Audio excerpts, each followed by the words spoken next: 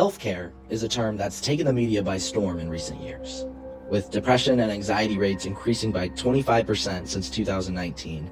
The media and social media have taken to self-care. The self-care hashtag has over 79 million posts on Instagram and thousands of accounts dedicated to self-care across all social media platforms. But what really is self-care, and how are influencers shaping it? Well, the National Institute of Mental Health defines self-care as taking the time to do things that help you live well and improve both your physical health and mental health. But that sounds kind of broad. And social media has even created a new definition: prolonged pleasure time resulting in peace, happiness, and beauty.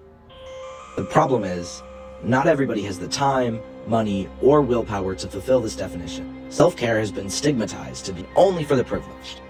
So where does that leave us?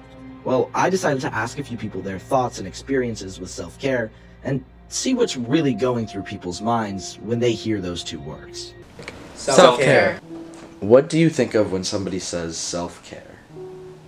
Dedicating time to unapologetically care for yourself.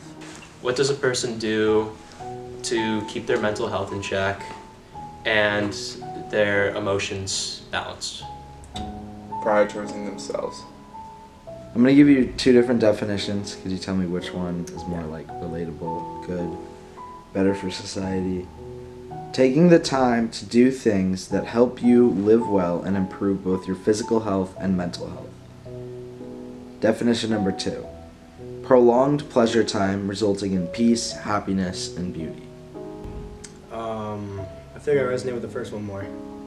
I'd say the first time, because pleasure can be good, but it can also be counterproductive.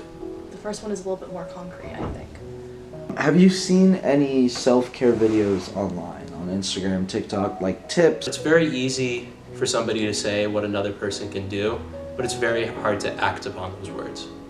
So I think that it can be easy for somebody to say, go to the gym every day, improve yourself, create habits, but acting upon those words is much more difficult in practice.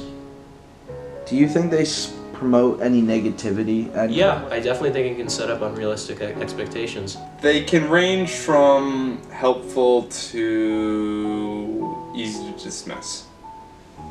There have been a lot of allegations that some of these videos are promoting unrealistic lifestyles, and that they're saying if you do all this, you'll have a perfect body or a perfect mind. Definitely kind of just taking advantage of unhappy people who are like dissatisfied with their life.